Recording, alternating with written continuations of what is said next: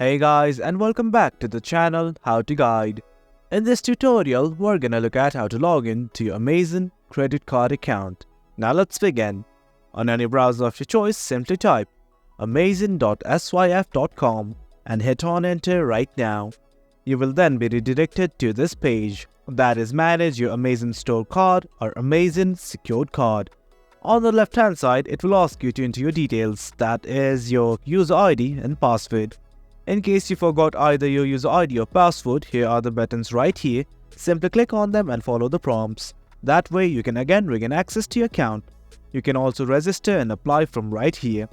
Now let's simply enter our credentials.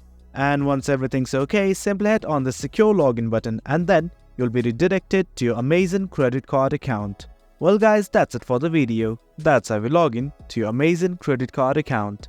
Hope you guys found this video informative, and for more content like this, do remember to hit like, share and subscribe. Thank you.